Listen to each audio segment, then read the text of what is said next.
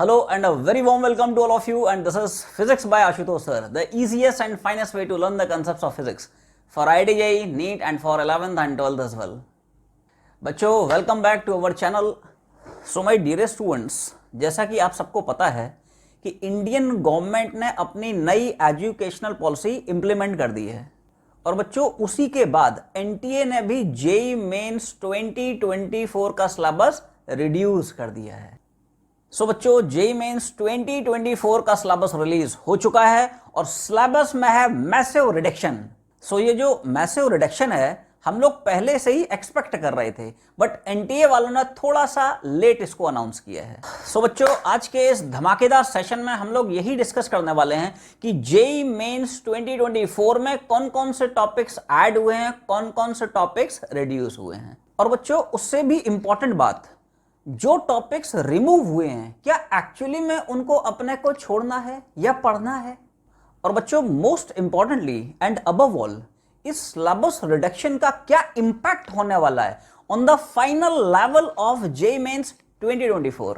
और बच्चों इससे भी बड़ी न्यूज जो I am going to share with you कि पैटर्न में क्या क्या चेंजेस होने वाले हैं. सो वो स्टूडेंट्स जो सोच रहे हैं कि सिलेबस रिड्यूस हो गया है तो चीजें बहुत जल्दी पिकअप हो जाएंगी, वो ये समझ लें कि आज की ये वीडियो एक बहुत बड़ा माइलस्टोन साबित होने वाली है.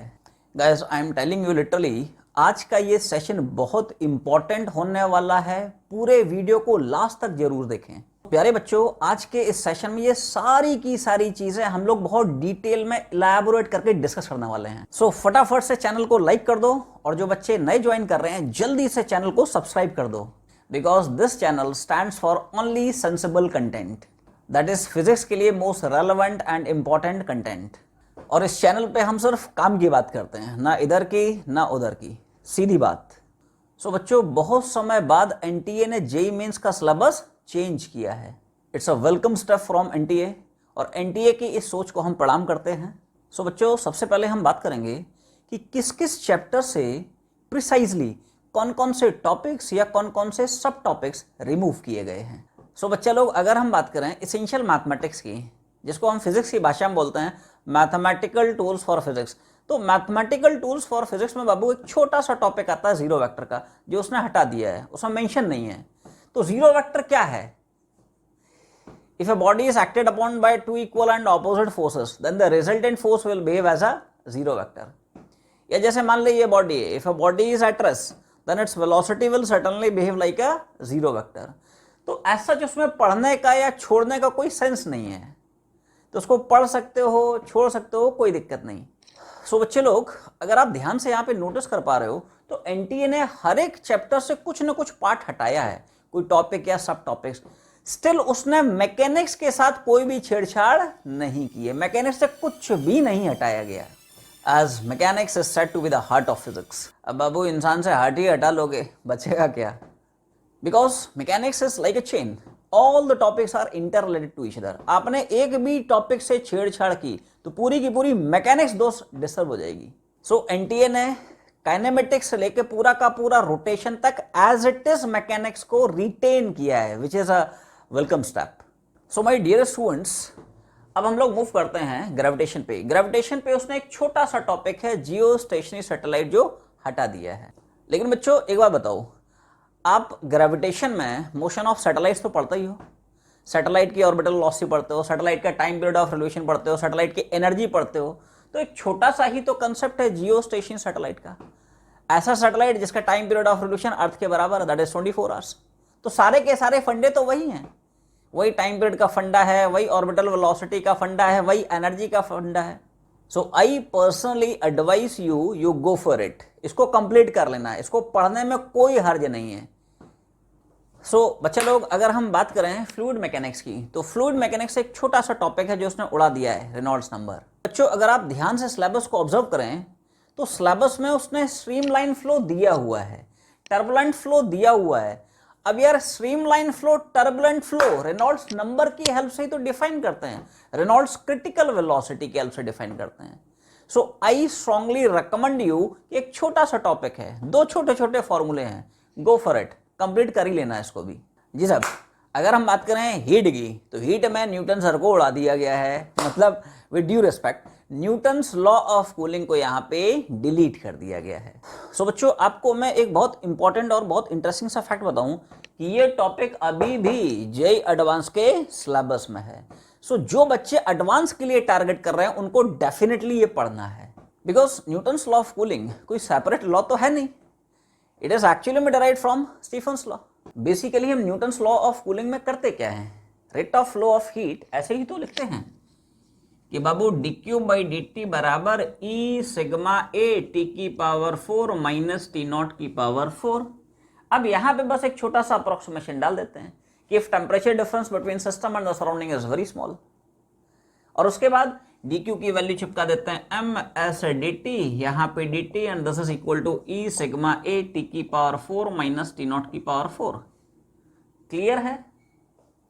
सो बच्चे लोग देखो, ऑल्दो जेईई मेंस से न्यूटन्स लॉ ऑफ कूलिंग उसने हटा दिया है, बट फिर भी उससे रिलेटेड जेईई मेंस में सवाल तुमसे कैसे पूछ सकता है? वो सिर्फ और सिर्फ न्यूटन्स लॉ ऑफ कूलिंग का नाम नहीं लेगा, सिर्फ इतना बोल देगा कि if temperature difference between system and the surrounding is very small, find out rate of cooling. ऐसा सवाल पूछ सकता है। या बाबू ऐसा सवाल तुमसे पूछ लेगा कि if temperature difference between system and the surrounding is large, तो वहां पे न्यूटन्स लॉ ऑफ कूलिंग वैसे ही इनवैलिड हो जाएगा। तो ऐसे कैसे पूछ लेगा, बता रेट ऑफ कूलिंग कितनी होगी? तो ऐसे केस में you have to use this general Stefan's law. अरे रेट ऑफ कूलिंग यही तो, अरे dt बाई dt बराबर इस m इंटू एस के फैक्टर को नहीं चलेगा, और क्योंकि सिस्टम और सराउंडिंग के बीच का टेम्परेचर लार्ज है, तो पक्की बात है यार, रेट ऑफ कूलिंग का जनरल फॉर्मेट में फॉर्मूला हम लोग इसी को यूज करेंगे। क्लियर है? सो बच्चों, अगर हम आगे बढ़े तो थर्मोडायनेमिक्स में एक बहुत important topic specially for JEE Mains, Carnot's engine and its efficiency, पूरा टॉपिक यहाँ पे डिलीट कर दिया गया है। ऑल्दो इस कार्नोट्स इंजन से हर साल जेईई मेंस में एक सवाल श्योर शॉट आता था।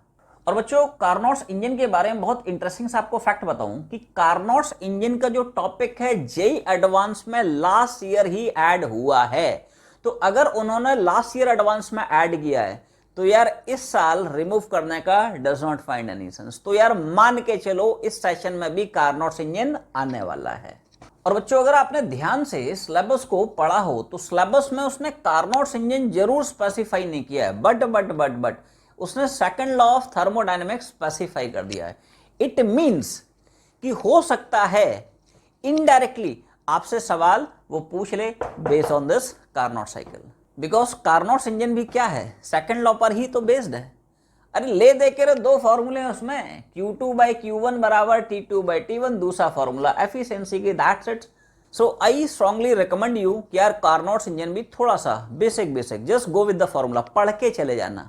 और बच्चों, एक और छोटा सा पॉइंट मैं इसमें ऐड कर दूं कि जिन बच्चों की जेईई एडवांस लेवल की प्रिपरेशन अभी बहुत अच्छे लेवल की नहीं है, वो जनवरी अटेम्प्ट के लिए, particularly for this January attempt, इस कार्नोट्स इंजन के टॉपिक को स्किप कर सकते हैं। सो बच्चे लोग, अगर हम आगे बढ़ें तो ऑसिलेशंस एंड वेव्स में ये पूरा का पूरा टॉपिक बाबू निपटा दिया है इसने। कौन कौन सा? Free oscillations, force oscillations, damped oscillations, resonance, Doppler's effect in sound. ध्यान रहे, उसने सिर्फ और सिर्फ डॉपलर्स इफेक्ट इन साउंड हटाया है। डॉपलर्स इफेक्ट इन लाइट अभी भी आपके सिलेबस में है, उसको पढ़ना है। लेकिन बच्चों, फिर से मैं आपको क्लैरिफाई कर दूं, ये पूरा का पूरा टॉपिक अभी भी जेईई एडवांस के सिलेबस में है। एडवांस के लिए आपको ये सारे के सारे सब टॉपिक्स पढ़ने ही पढ़ने हैं। अच्छा बच्चे लोग, आपको मैं डंपिंग के बारे में एक और बहुत इंपॉर्टेंट फैक्ट शेयर करता हूँ। ऑल्दो डंपिंग को उसने जेईई मेन से हटा दिया है, बट डंपिंग में एक जो छोटा सा हम लोग फॉर्मूला पढ़ते हैं, amplitude as a function of time, A बराबर A naught to the power minus of B T by 2m। तो एम्पलीट्यूड वर्सेस टाइम ग्राफ, उससे रिलेटेड सवाल बन सकते हैं। एम्पलीट्यूड का स्क्वायर वर्सेस टाइम ग्राफ, तो ऐसे ग्राफिकल सवाल पूछे जाते हैं। तो फिर से पूछ सकता है, तो आई स्ट्रांगली रिकमेंड यू कि ये थोड़ा सा पढ़ के जाना है। गिनती के 2 या 3 फॉर्मूले हैं डैम्प्ड ऑसिलेशंस में, तो उनको करके जानना है। बढ़िया। सो बच्चों, अब हम लोग आगे बढ़ते हैं करंट इलेक्ट्रिसिटी पे। करंट इलेक्ट्रिसिटी में से 2 छोटे छोटे टॉपिक्स हैं जो रिमूव कर दिए हैं। कौन कौन से? Colour code for resistors and potentiometer, ये हटा दिए गए हैं। और बच्चों, इनके बारे में आपको मैं ब्रीफ कर दूं कि ये टॉपिक्स वैसे भी जेईई एडवांस के सिलेबस में नहीं हैं। बच्चों पोटेंशियोमीटर के बारे में आपको मैं ब्रीफ कर दूं। पोटेंशियोमीटर एक बहुत इंपॉर्टेंट इंस्ट्रूमेंट था, जिससे मान के चलो यार हर साल हर शिफ्ट में एक सवाल श्योर शॉर्ट था, मिलता ही मिलना था।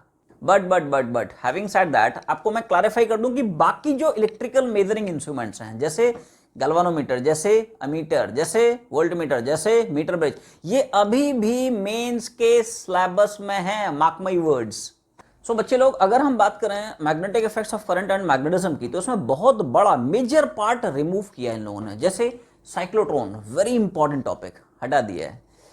Earth's magnetism, elements of earth's magnetism, very important topic, angle of declination, angle of dip, horizontal components of earth's magnetic field, पूरी चीजें डिलीट कर दी हैं। एंड मोरओवर आप नोटिस कर पा रहे हैं, हिस्टैरिसीस हटा दिया है, इलेक्ट्रोमैग्नेट्स हटा दिया है, परमानेंट मैग्नेट्स, बहुत मेजर रिमूवल हुआ है इन दिस पर्टिकुलर चैप्टर।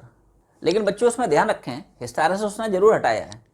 बाकी जो टॉपिक्स हैं, जैसे डायामैग्नेटिज्म, पैरामैग्नेटिज्म, फेरोमैग्नेटिज्म, ये अभी भी आपके सिलेबस में, उसको बच्चों करके जाना है आपको, क्लियर। लेकिन बच्चा लोग, आपको मैं हिस्टैरिसीस के बारे में बहुत इंपॉर्टेंट फैक्ट शेयर करूं कि अगर आप हिस्टैरिसीस हटा रहे हो तो यार ट्रांसफार्मर में एनर्जी लॉसेस कैसे पढ़ोगे। ट्रांसफॉर्मर्स में तुम लोग रिकॉल कर पा रहे हो, हम लोग 4 तरह के एनर्जी लॉसेस पढ़ते हैं, बोलो कौन कौन से। Copper losses, eddy current losses, hysteresis losses, flux losses. तो जब हिस्टैरिसीस हटा देगा तो ट्रांसफार्मर में हिस्टैरिसीस लॉसेस कैसे पढ़ोगे। ट्रांसफार्मर्स तो आपके सिलेबस में है, तो वहां पे हिस्टैरिसीस लॉसेस कैसे पढ़ोगे अगर उसने यहां से हिस्टैरिसीस हटा दिया है। So I strongly recommend you कि बाबू हिस्टैरिसीस को भी पढ़ के जाना है, don't skip it. So my dearest students, alternating current में एक छोटा सा टर्म आता है, क्वालिटी फैक्टर। तो ये क्वालिटी फैक्टर का जो टर्म है, उसने जेईई मेंस के सिलेबस से डिलीट कर दिया है। बट इसमें एक चीज आपको क्लैरिफाई कर दूं, एक छोटा सा ही तो फॉर्मूला है, Q बराबर VC अपॉन VRMS या VL अपॉन VRMS या omega naught upon delta omega. तो बेहतर है कि आप इसको पढ़ के चले जाना, कोई बहुत लंबी टॉपिक नहीं है, इस पर बेस आपको सवाल मिल सकते हैं। सो बच्चों, ऑप्टिक्स में एक छोटा सा टॉपिक आया, resolving power of microscope and telescope. आप चाहो तो इस टॉपिक को एसेंशियली स्किप कर सकते हो, कोई दिक्कत नहीं।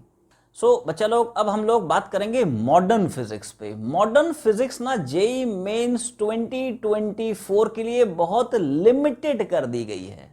आसान भाषा में अब मॉडर्न फिजिक्स को पढ़ने के लायक बना दिया गया है। सो बच्चा पार्टी, सबसे पहले हम लोग मॉडर्न फिजिक्स में अटैक करते हैं डुअल नेचर ऑफ मैटर। तो इसमें एक छोटा सा एक्सपेरिमेंट आता है, डेविसन जर्मन एक्सपेरिमेंट। इसको जेईई मेंस के सिलेबस से रिमूव कर दिया गया है। Now my dear students, modern physics में कुछ ऐसे भी टॉपिक्स होते हैं जो केमिस्ट्री से रिलेटेड होते हैं।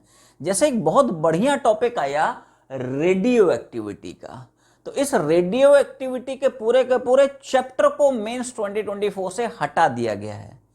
Alpha beta gamma radiations, law of radio activity के पूरा का पूरा कंप्लीट डिलीट कर दिया गया। असलियत में बच्चों, रेडियो एक्टिविटी का जो चैप्टर है वो आपके केमिस्ट्री में भी है, फिजिक्स में भी है।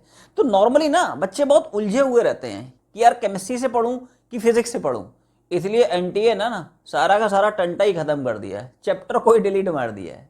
बट बच्चों, मैं आपको बता दूं कि ये जो रेडियो एक्टिविटी का टॉपिक है, this is included in the syllabus of your JEE advance. तो अगर आप जेईई एडवांस की प्रिपरेशन कर रहे हैं तो आप इसको स्किप नहीं कर सकते, इसको बहुत अच्छे से ढंग से प्रिपेयर करना है, क्लियर है। और बच्चों, एक और बहुत काम की बात बताऊं regarding this atoms and nuclei. अगर उसने यहां से रेडियो एक्टिविटी को हटाया है तो पक्की बात है यार, न्यूक्लियर फिजिक्स से स्पेशली जो आपका पार्ट है न्यूक्लियर रिएक्शंस वाला, मास डिफेक्ट वाला, बाइंडिंग एनर्जी वाला, तो आप मान के चलें कि उस पोर्शन से क्वेश्चंस आने की जो प्रोबेबिलिटी है वो अच्छी खासी हो जाएगी। अच्छे खासे सवाल आपको उस पोर्शन से डेफिनेटली पेपर में देखने को मिलेंगे। सो प्यारे बच्चों, अब हम लोग मूव करते हैं सेमीकंडक्टर्स पे। सेमीकंडक्टर से ट्रांजिस्टर की दोस्त पूरी की पूरी जन्म पत्रिका ही हटा दी है एनटीए ने। बोले तो transistor as an amplifier, transistor as an oscillator, transistor as a switch, पूरा का पूरा पार्ट ही डिलीट कर दिया। सो ये एक तरह से देखा जाए तो बच्चों के पॉइंट ऑफ व्यू के अकॉर्डिंग बहुत अच्छा है, क्योंकि स्टूडेंट्स को जनरली इस टॉपिक को समझने के लिए बहुत ज्यादा एफर्ट्स डालने पड़ते थे। बट इसमें आपको एक चीज बता दूं कि रिगार्डिंग द सेमीकंडक्टर्स, जो बाकी टॉपिक्स हैं जैसे लॉजिक गेट्स है, जैसे जेनर डायोड है, ये अच्छे से प्रिपेयर करके जानना है बॉस, इससे आपको डेफिनेटली सवाल मिलेंगे। अब अगर बहुत ध्यान से एनटीए के सिलेबस को देखो तो उसने जेनर डायोड को ना बार बार लगातार कई बार स्पेसिफाई किया है, तो आप मान के चलो जेनर डायोड पे सवाल के आने की प्रोबेबिलिटी बहुत हाई है बॉस। और बाबू अब आते हैं अपने आखिरी chapter, that is communication systems.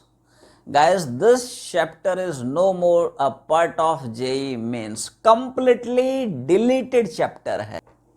और बच्चों कंप्लीटली चैप्टर डिलीटेड है, इसलिए इसको बिल्कुल भी पढ़ने की जरूरत नहीं है, इसको आप कंप्लीटली स्किप कर सकते हैं। बढ़िया। और बच्चों अब हम लोग बात कर लेते हैं कि कौन कौन से एक्सपेरिमेंट्स हैं जो जेईई मेंस 2024 के सिलेबस से हट चुके हैं। सो बच्चों इन द सीक्वेंस पहला नाम है पोटेंशियोमीटर का। सो अगर बच्चों आप लोग रिकॉल कर पा रहे हो तो पोटेंशियोमीटर में ना हम लोग मेजर दो एक्सपेरिमेंट्स पढ़े थे। पहला comparison of EMF of two different batteries, do you remember the results? E1/E2 बराबर L1/L2। दूसरा एक्सपेरिमेंट बाबू क्या पढ़े थे? Determination of internal resistance of battery using external resistance, and what is the formula? Small r बराबर capital R into L1 minus L2 upon L2। तो ये पूरा का पूरा जो एक्सपेरिमेंट है based on potentiometer completely delete हो चुका है, तो उसको आप डेफिनेटली स्किप कर सकते हैं।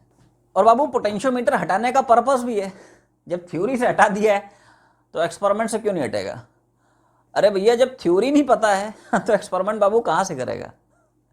क्लियर है? सो बच्चों इन द सीक्वेंस दूसरा एक्सपेरिमेंट आया प्लॉटिंग अ कूलिंग कर्व। ये भी टॉपिक आपके जेईई मेंस सिलेबस से डिलीट हो चुका है। तो बच्चों अगला टॉपिक आया कैरेक्टरिस्टिक्स ऑफ ट्रांजिस्टर, इसको भी डिलीट कर दिया है। एंड सिमिलरली आखिरी में using a multimeter to identify the base of a transistor, बाबू इस टॉपिक को भी हटा दिया गया है। सो अब यहां पे कुछ बच्चों को ऐसा भी लगता है कि सर यहां पे कुछ सिलेबस ऐड भी तो किया है। तो अगर आपको भी ऐसा ही कुछ लगता है तो मैं अभी आपका भ्रम ये तोड़ता हूं। ट्रस्ट मी गाइस, इस बार कुछ भी नया ऐड नहीं हुआ है। और बच्चों हुआ क्या है, जो टॉपिक्स पहले से इंक्लूडेड थे बस इस बार उसने क्या किया, उनको अलग से मेंशन कर दिया, दैट्स इट। बट उन topics were based questions were asked earlier as well. So बच्चों इसमें पहला टॉपिक जो उसने स्पेसिफाई कर रखा है that is vehicle on a level circular road and on a banked road. और बच्चा लोग अगर आप रिकॉल कर पा रहे हो तो यार ये टॉपिक तो हम लोग ऑलरेडी एनएलएम में पढ़ चुके हैं। Motion of a car on a rough circular track, motion of a vehicle on a banked smooth track and a banked rough track, ये तो ऑलरेडी हम लोग पढ़ चुके हैं। तो कोई नया चैप्टर थोड़ी इंक्लूड हुआ है, बस उसने इस टॉपिक को इस बार स्पेसिफाई कर दिया है। बच्चा लोग दूसरा आपको टॉपिक देखेगा motion in a vertical circle, already यार इसको हम लोग सर्कुलर मोशन में कर चुके हैं। इससे रिलेटेड जो सवाल है वर्क पावर एनर्जी में भी कर चुके हैं, क्लियर है? तो अगला टॉपिक आया सिग्निफिकेंट फिगर्स। दोस्त ये कोई नया टॉपिक थोड़ी है, ये तो यूनिट्स एंड मेजरमेंट का एक बहुत इंपॉर्टेंट टॉपिक है। इससे रिलेटेड पहले भी क्वेश्चंस आ चुके हैं, फिर से आएंगे, बस इस बार क्या किया उसने उसको मेंशन कर दिया है, दैट्स इट। बच्चा लोग अगला टॉपिक आया डिस्प्लेसमेंट करंट। यार ये भी कोई नया टॉपिक थोड़े ना है, ये तो ईएमडब्ल्यू का एक बहुत इंटीग्रल पार्ट है, बहुत इंपॉर्टेंट पोर्शन है, जिस पर बेस पहले भी सवाल आए हैं, फिर से सवाल आएंगे, सिर्फ वो सिर्फ इस बार उसने मेंशन कर दिया, दैट्स इट। सो बच्चों don't confuse with these topics, ये टॉपिक्स पहले भी आपके सिलेबस का पार्ट थे, अभी भी सिलेबस का ही पार्ट है। इस पर बेस डेफिनेटली आपको सवाल मिलने ही मिलने हैं। एंड आई होप आपको यहां तक की बातें बिल्कुल क्रिस्टल क्लियर हैं। बढ़िया बच्चों, यहाँ पे मैं आपको एक और बात बहुत क्लैरिटी से कंफर्म करके बता दूं कि ये जो सिलेबस में चेंजेस हुए हैं सिर्फ और सिर्फ जेईई मेंस के लिए हुए हैं, ये सिलेबस के चेंजेस एडवांस के लिए नहीं हैं। बच्चों जेईई एडवांस का जो सिलेबस है उसके बारे में आपको सिर्फ और सिर्फ जनवरी में ही क्लैरिटी आ पाएगी। अभी तक till now we have absolutely no information and therefore JEE advance के सिलेबस के लिए अभी आपको कोई भी प्री असम्पशन करने की जरूरत बाबू नहीं है, क्लियर? सो बच्चे लोग अब मैं जो बोलने वाला हूं उसको बहुत गौर से बहुत ध्यान से सुनो। जेईई मेंस 2024 का जो डिलीटेड पोर्शन है उसमें जो कंसेप्ट्स इन्वॉल्व हैं, इनफैक्ट जो प्रिंसिपल इन्वॉल्व हैं, उन प्रिंसिपल्स को, उन कंसेप्ट्स को बहुत ढंग से कवर करके जाना, बिकॉज उन कंसेप्ट्स पर बेस, उस प्रिंसिपल पर बेस आपको जेईई मेंस 2024 में सवाल मिल सकते हैं। जैसे बच्चों मेटाफर के लिए मैं आपको एक एग्जांपल दूं कि मैग्नेटिज्म में एक छोटा सा टॉपिक है वाइब्रेशन और ऑसिलेशन मैग्नेटोमीटर। उसमें हम लोग क्या करते हैं, एक मैग्नेट को अर्थ के हॉरिजॉन्टल मैग्नेटिक फील्ड के इन्फ्लुएंस में वाइब्रेट कराते हैं।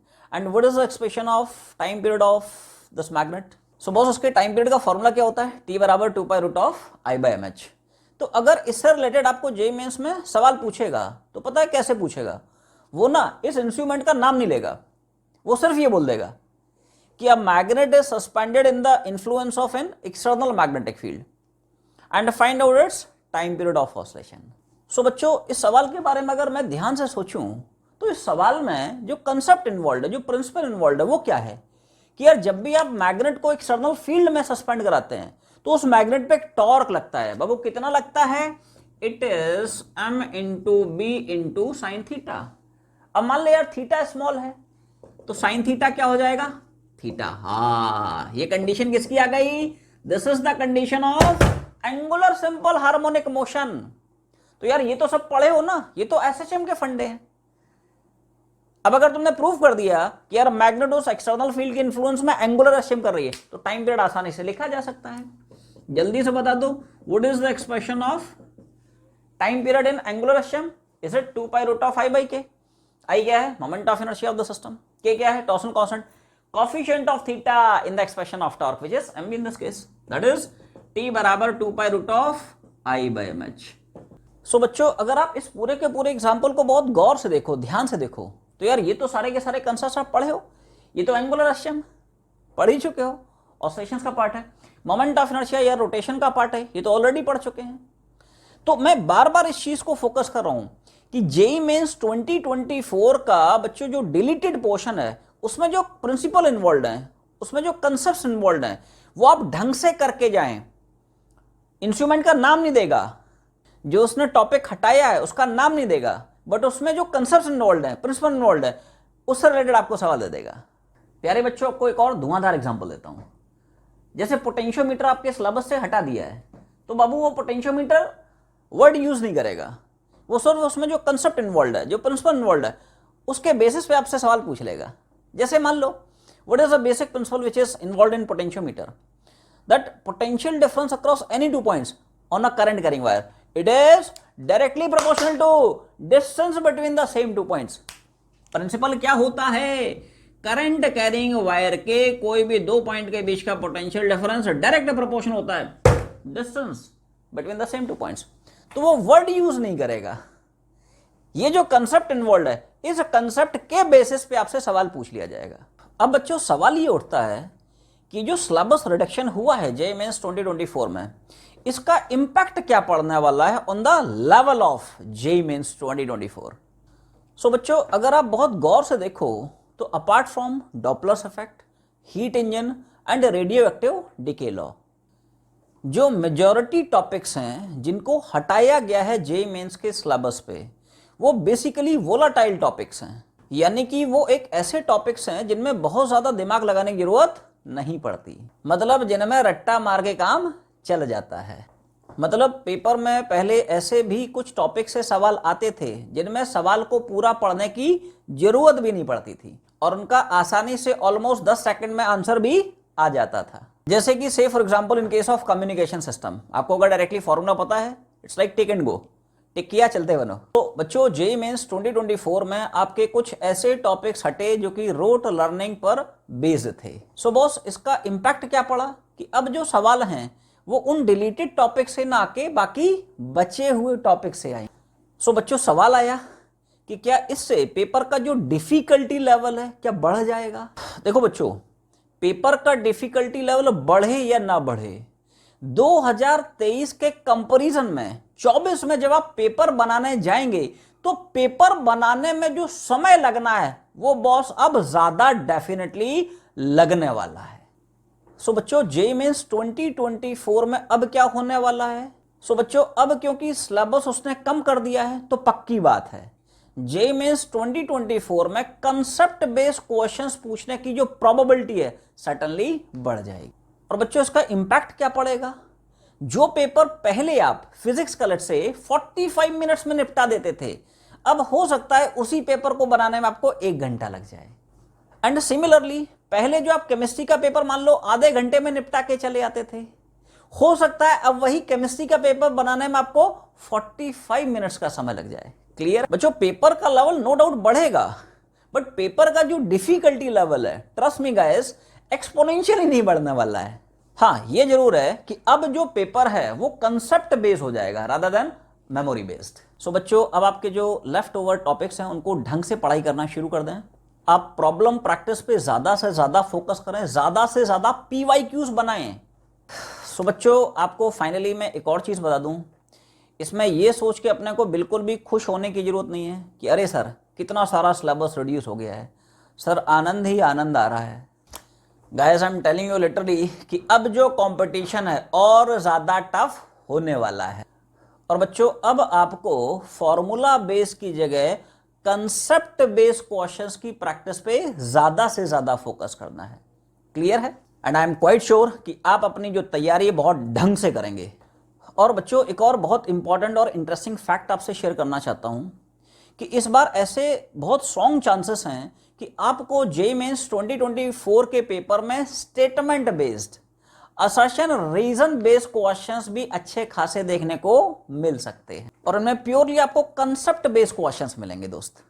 सो ऐसे स्टूडेंट्स जो पहले जेईई मेंस में फुल मार्क्स स्कोर कर लेते थे, उन बच्चों को भी अब बॉस पेपर में अच्छा खासा दिमाग चलाना पड़ेगा।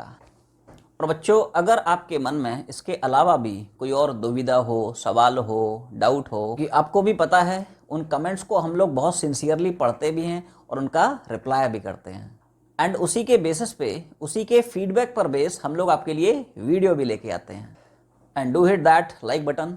सो बच्चे लोग, stay tuned with us for further updates, and I strongly suggest that you do not get overconfident by this syllabus reduction. In fact, you have to be more prominent on increasing the competition, क्योंकि boss competition अब बढ़ने वाला है।